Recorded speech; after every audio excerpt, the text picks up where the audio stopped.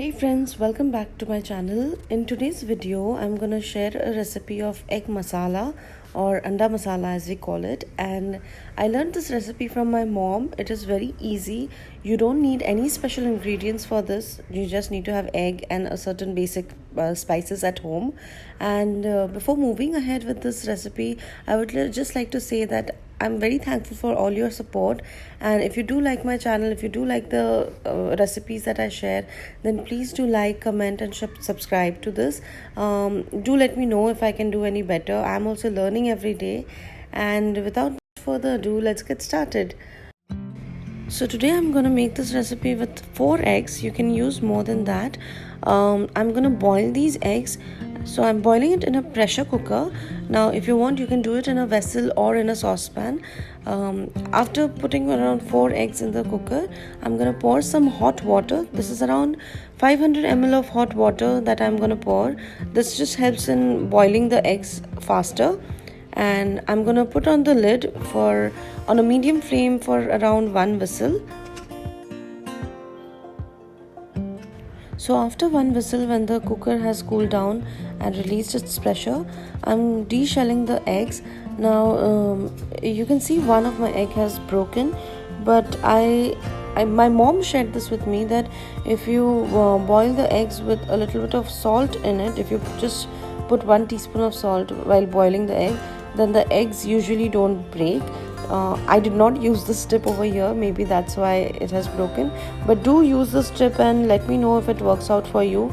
It definitely is working out for my mom, especially when she boils it in a vessel or in a saucepan. Now I'm slicing the eggs over here. This step is completely optional. I do this because I like the eggs to be crunchy on the outside. Then I'm gonna heat up the pan. Once the pan is hot, I'm putting around 2 spoons of ghee in this. You can use oil as well, but I use ghee for cooking. Once the ghee is hot, I'm just going to put the eggs in the pan and then fry it till it's a little golden brown. Now while frying, I add a little bit of chili powder, turmeric powder and a little bit of salt to the eggs, and then quickly fry it on a little higher flame.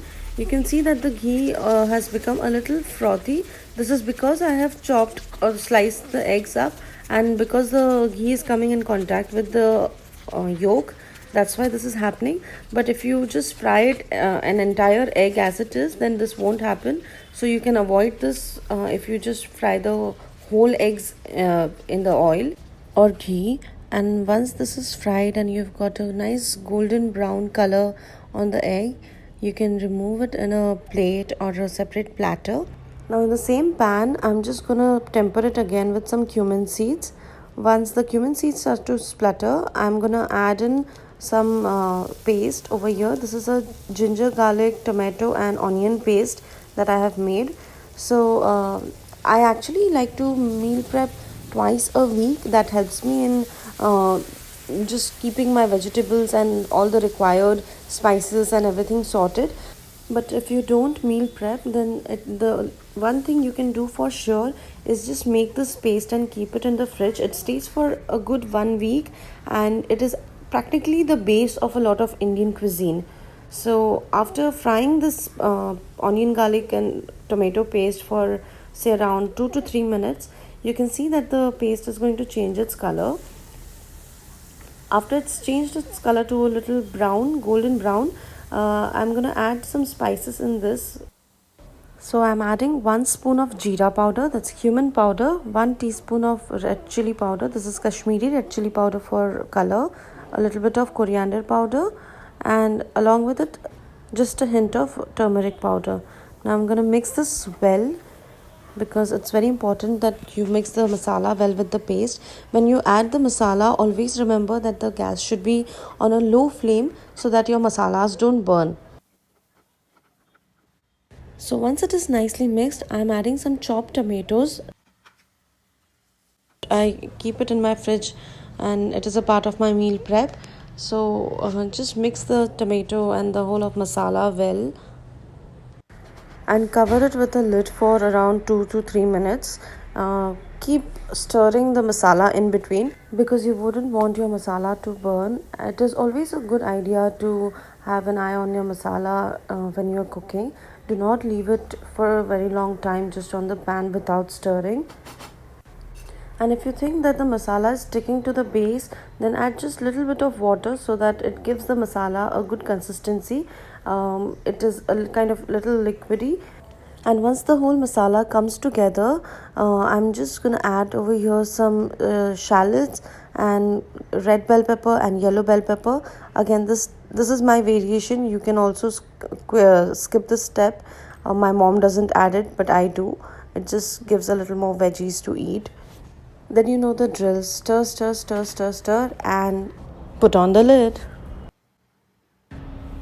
Okay, so after 4 minutes, we are gonna add the fried eggs that we had already kept it on a separate platter, along with all the juices and all the oil that it has.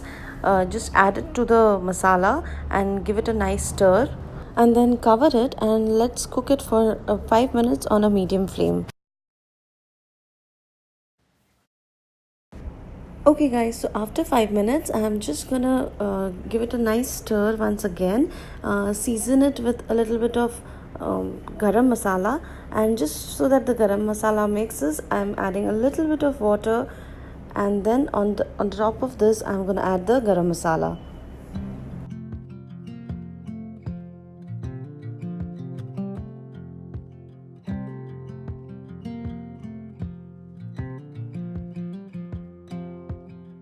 And of course, no food is complete without its garnishing. So I'm gonna garnish this with coriander and green chilies. Coriander also has a very distinguished taste to it. I don't know if a lot of people understand the taste, but it does add some taste to the food that you add it to. So I'm just gonna roughly chop the coriander over here, and once I'm done with that, I'm gonna take the green chilies and slit it in.